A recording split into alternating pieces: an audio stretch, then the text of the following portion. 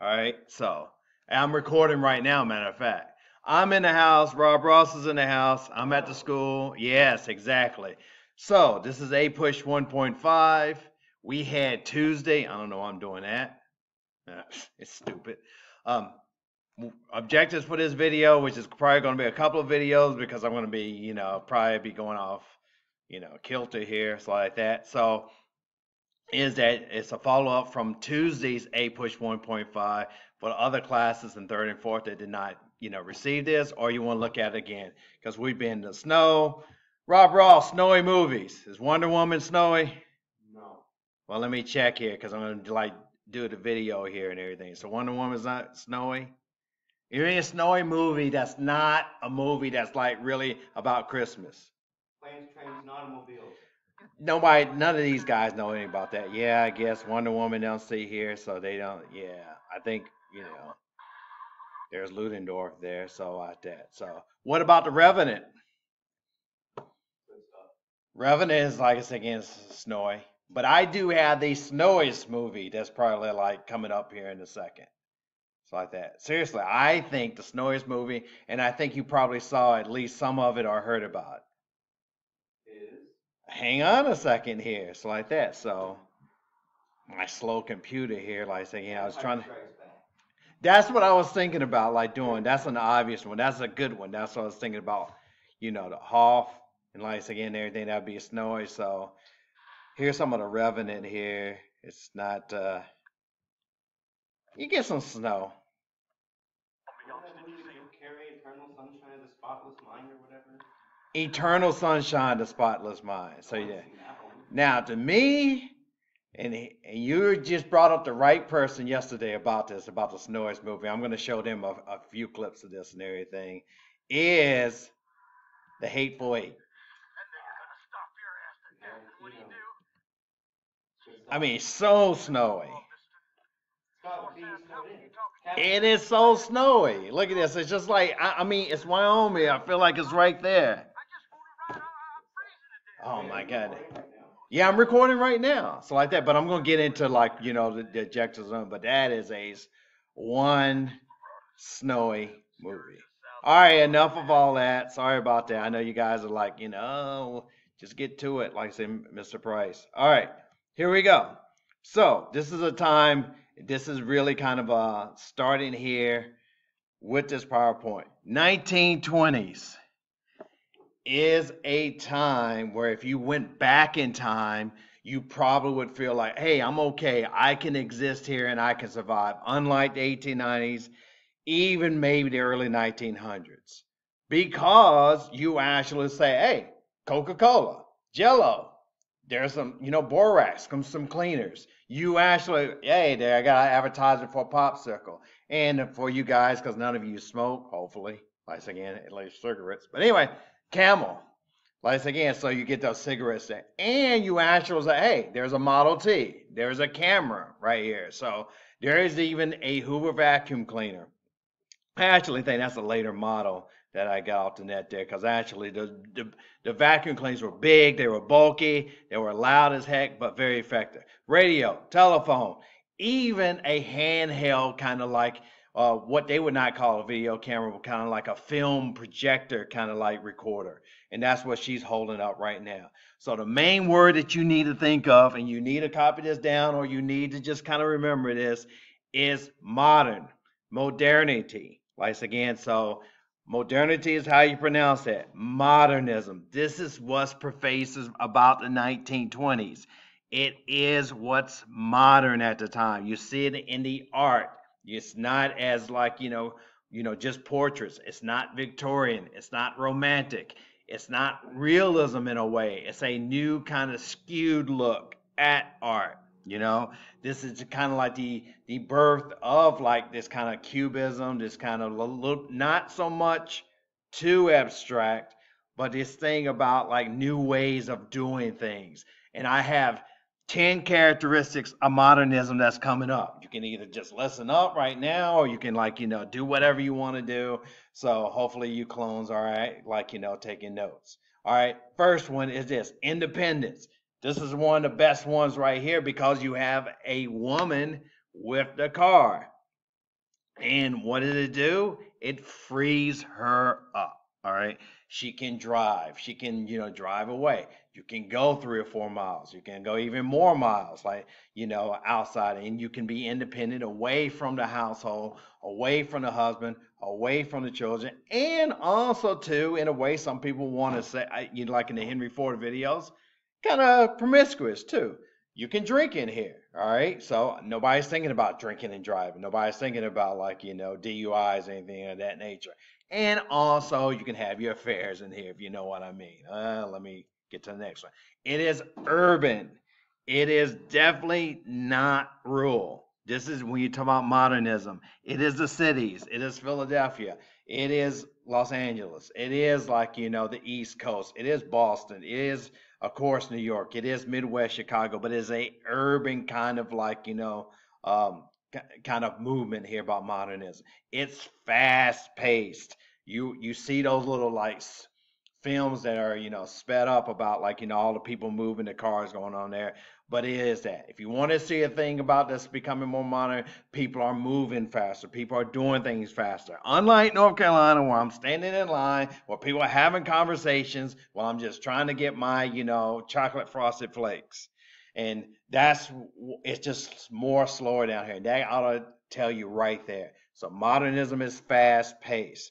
It is more secular. Some of you guys, again, are scared of vocabulary and the words.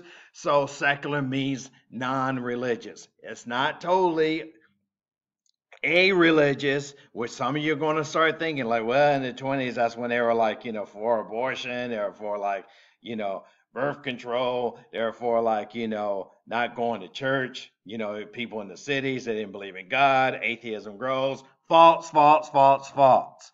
No, meaning though, there's a loosening up of a religious hold, mostly around the cities and mostly around the culture. That people started, it wasn't as Victorian, it was not like as a kind of thing that you have to go every Sunday to church. Church going did not go down, but people are beginning to move away, a la the Scopes monkey trial, questioning about the literal interpretations of the Bible. Most everybody believe, like in some kind of like, if you're a Christian, in the Bible, but the literal interpretations of the Bible, and how does it like science versus the Bible? How can you coexist?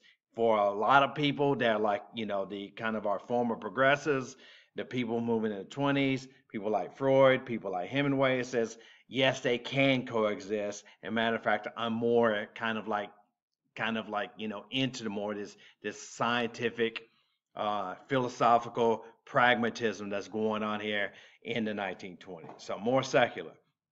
What's in? It's about like fads, the Charleston. Let's say, you see right here, and like up here in this pictures here, if you guys cannot guess here, it's kind of like these marathon, like, dances and things of that nature. Who lasts first? Barnstorming, airplanes, crazy kind of extreme sports for the 20s. People sitting on top of buildings, see how long they can last, how high they can climb. It's really kind of, I mean, it's funny you think about extreme sports where the guys are like jumping from one building to another building, but the 20s is this is what's happening here. This kind of like daredevil stunts. Not so much always for just the camera too. It's for like, I'm free to go up in the air now. I'm free to kind of like, what can I do? Like I said again, to show that like, to exhibit this kind of behavior. Of course, jazz here too as well. That's what's in, that's the fads that are in. Materialism, achievement, Sears Roebuck Company. You get the catalogs, you get your fur coats, you get your nice conservative suits, you get your electric washer. All right, that's actually again invention of 1920. You get your waffle iron, popcorn maker, and the ever loving toaster at the time here. So all these were short, like kind of like cords to hook up to electricity. They would give you these plugs to get in there. So, but these are kind of about materialism here. See, I'm on the 9 minute mark. Only got about 6 more minutes before the free stuff. Uh, I'm serious. That's what it is. So maybe I don't have to make 2 videos here. So, you got the Gatsby up here. I don't know what number slide on. present and future. Rob Ross, you ever heard that movie Metropolis by Fritz Lang? Heard of it? Haven't seen it. Haven't seen it. That's all right. I mean, it talks about the future, but this is also about the current. So modernism is not just the future; it's about what's happening present. You're not looking in the back. Is this So the era of urbanization? Or is that this is the era. This is where 51 by 1920, 51% of the people are in of the total population are in cities. They are in cities. That's a good point. This is the beginning of that. You look at the map of the United States today, people say, wow, the country is big. But most of the people are living in and around cities at this time. Yes, sir. And when did like mass consumerism start? This is mass consumerism too. That's so much what I was just talking about on the slide before here about materialism and achievement was this mass consumerism and going to be a downfall here. Thank you for bringing that up and everything. So that's why you're such a good intern at times. All right. So where's my Rob Ross brain? So, but good brain this time. Good. Very good. So one of the things that they did was credit and installment buying. Yeah, so that's going to be good and bad. It allows like more consumerism, more people can make money, but you know the downside, the debt that grows, and people are going to like kind of translate that into stocks and bonds, and you know where that leads us. Technology, got the radio.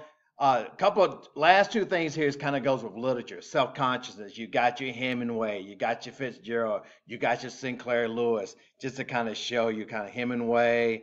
You got H.L. Mencken there to the right. You got Sinclair Lewis to the left here. You got F. Scott Fitzgerald. Some of their books, Farewell to Arms, Great Gatsby, Main Street, talks about like, well, why did we go to war? What am I doing here on Main Street? What is this consumerism?